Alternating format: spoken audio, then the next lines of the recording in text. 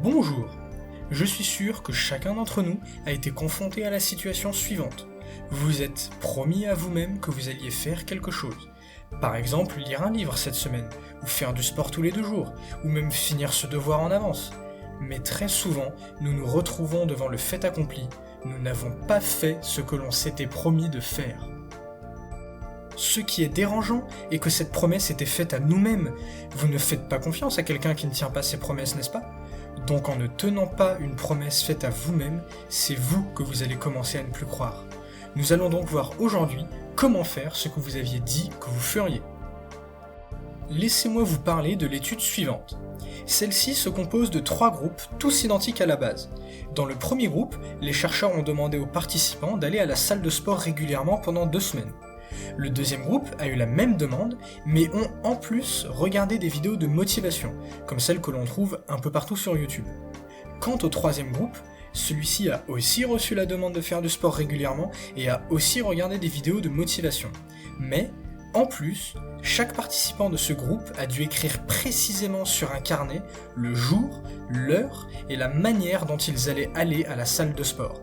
Par exemple, je vais à pied mardi à 19h à la salle de sport. Regardons les résultats de cette expérience. Dans le premier groupe, 38% ont fait de l'exercice au moins une fois par semaine pendant 2 semaines. Dans le deuxième groupe, 35% ont fait de l'exercice au moins une fois par semaine pendant 2 semaines. Mais dans le troisième groupe, 91% ont fait de l'exercice au moins une fois par semaine pendant 2 semaines. Que peut-on en déduire ? Eh bien, premièrement, les vidéos de motivation ne sont pas performantes, voire sont contre-productives. Cependant, lorsque l'on se force à se dire quand, où et comment l'on va faire telle ou telle activité, on arrive bien plus facilement à ses fins. Ce procédé est appelé de l'implémentation intentionnelle. Il y a eu beaucoup d'autres études sur l'implémentation intentionnelle dans d'autres parties de nos vies, comme faire un régime, lire ou travailler. Et toutes ces études ont montré à quel point l'implémentation intentionnelle est utile lorsque l'on veut faire ce que l'on a dit que l'on ferait. Vous savez maintenant comment faire pour accomplir ce que vous dites que vous allez faire. Mais vous pouvez vous demander pourquoi cette technique est-elle si efficace ? En effet, ça ne prend pas plus de 2 minutes à faire. Eh bien, imaginons un exemple. Vous êtes quelqu'un qui veut lire plus.